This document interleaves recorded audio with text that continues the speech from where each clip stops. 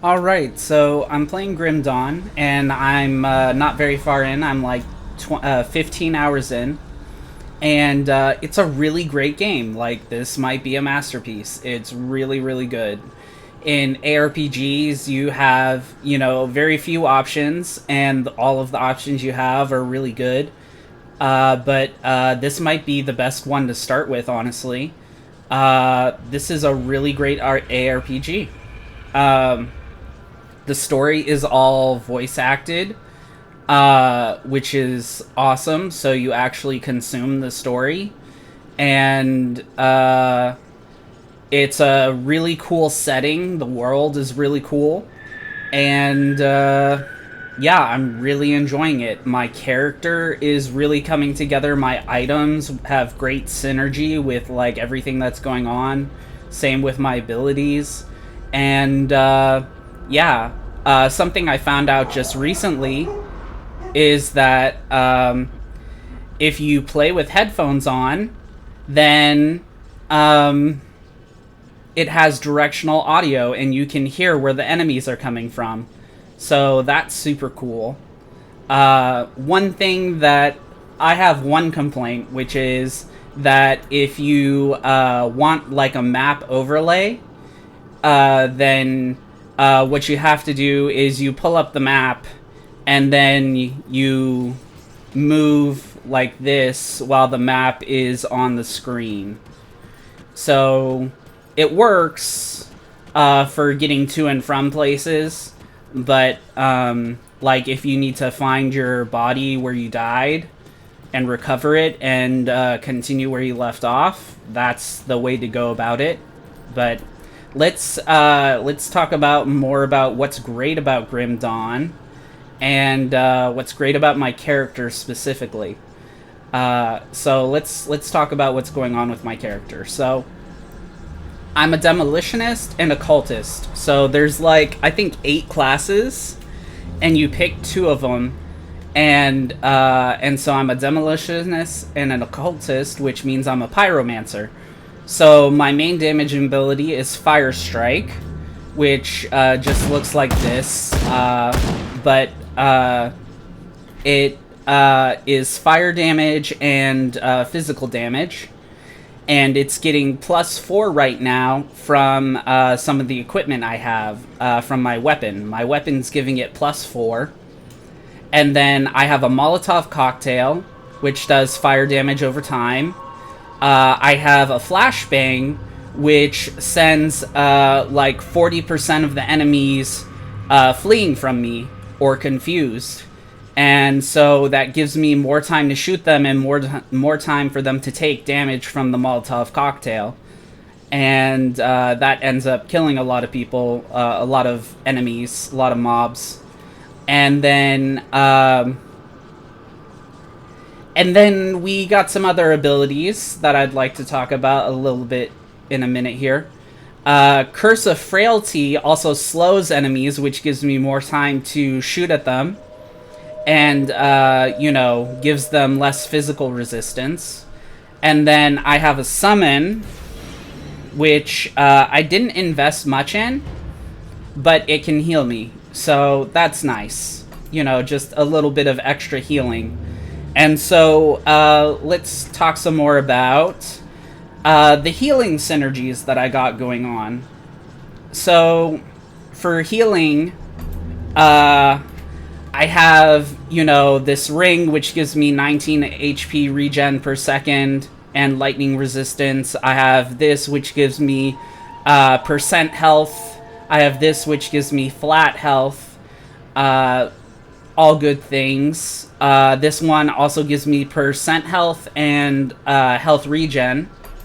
And if we look at this ability right here, Vindictive Flame gives me 50 health regen per second, plus speed, like movement speed, which is good for kiting enemies and getting out of the way of boss attacks and stuff. And then this is also bound to my devotion which is Ghoulish Hunger. So Ghoulish Hunger has, at 45% health, will give me HP, attack speed, casting speed, and resistance. Like, will give me, convert my damage to health when I'm at 45% health, which is really cool. So if you've played Path of Exile, you've seen something like this. Devotion is the kind of less intuitive part of the game, where you might want to look up a guide. But yeah, so this I went straight for because I want more survivability, because my character is a little bit squishy. And so there's some great synergy there. And then another thing where I have great synergy is I have retaliatory effects. So these boots give me movement speed, which is nice, but also Howling Wind. So Howling Wind has a 20% chance to go off when hit, and it lasts for a really long time, so that 20% chance is actually a pretty high percent chance for how long it lasts, and it will cause like a blizzard around me that will freeze enemies and damage them. And so that's something that can keep me safe from like when enemies get in close contact with me. And then this Razorback Spine Mantle will give, when hit, will cause a Spine Nova, which does some damage when enemies are close to me.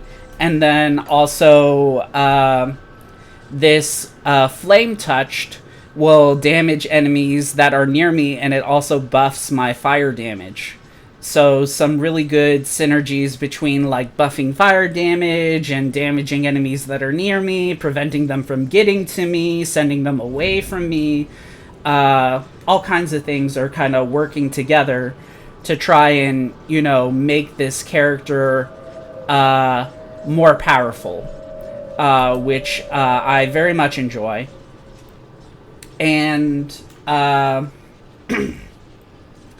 I am playing on veteran difficulty. I don't recommend veteran difficulty, but I'm enjoying it. I'm enjoying veteran difficulty, but I don't recommend it. Monsters are have a lot of HP. Like the heroic monsters have a lot of HP. The bosses have a lot of HP, and so those fights take a long time, and you know, that taking a long time is okay, but a lot of times they will spawn ads, and spawning ads while they have a lot of HP makes it kind of difficult to actually do. So I'm enjoying it, but I don't recommend veteran difficulty for other people. But let's just like go in here and show how this works. So I have this curse. I'm getting overwhelmed, so I want to send some of the enemies away. And this is as far as I've gotten. So you saw one of the enemies got frozen just then when it actually like got to me. Yeah. So I have like a whole bag of tricks for dealing with stuff, which is nice. Like it's a very functional toolkit for dealing with large mobs of enemies all at once, and bosses and everything. It has good single target, good multi-target.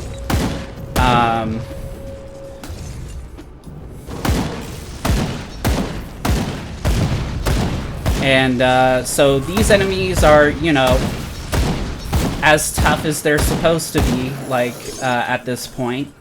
We're on veteran difficulty, and,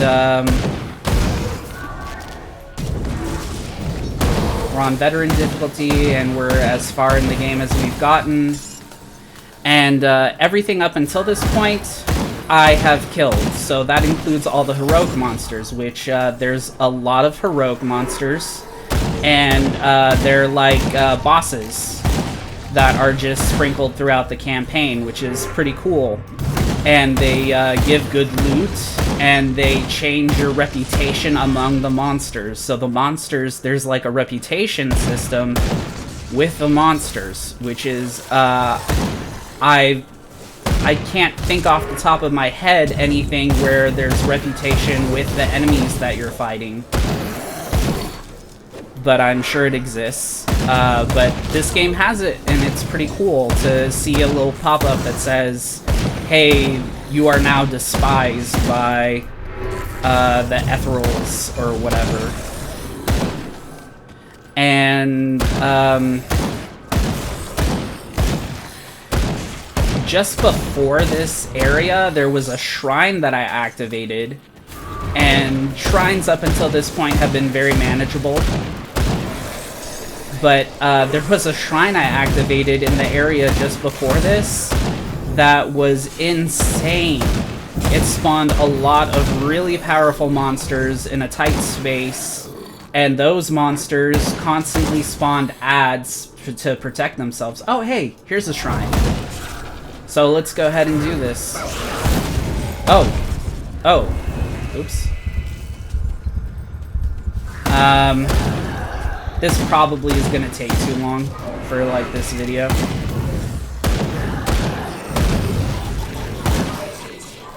I am guessing that that's what nearly killed me. Usually shrines go easier than this. And you have a dodge button, which is nice. They added that.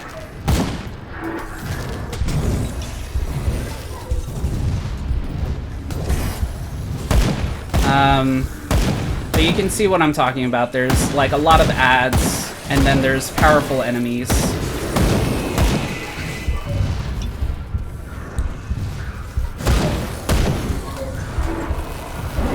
But this is not as bad as the shrine that I did in the area before this. The shrine I did in the area before this was absolutely insane. Like, lots of really tanky monsters, lots of ads, and I had to kite them all down hallways. It took me like I died like 3 times.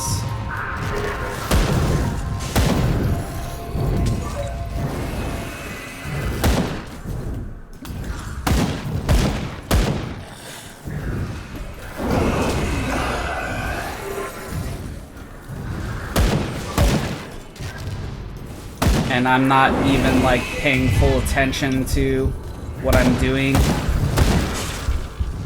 They're kind of in a little... They're kind of stuck here on this box. Okay. So that wasn't so bad.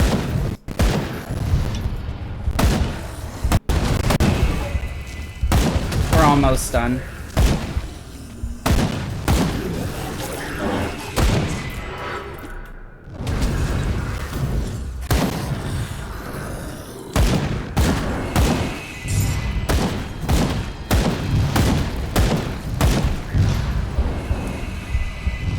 Don't want to botch it at the last second. And so you see these heroes drop heroic loot that are in these like little orbs, and you shoot the orb, and then my inventory is full. Oh, my inventory is full. That's right. I need to deal with my inventory. I'm like out of inventory space. But anyways, so this game is awesome. My character is awesome.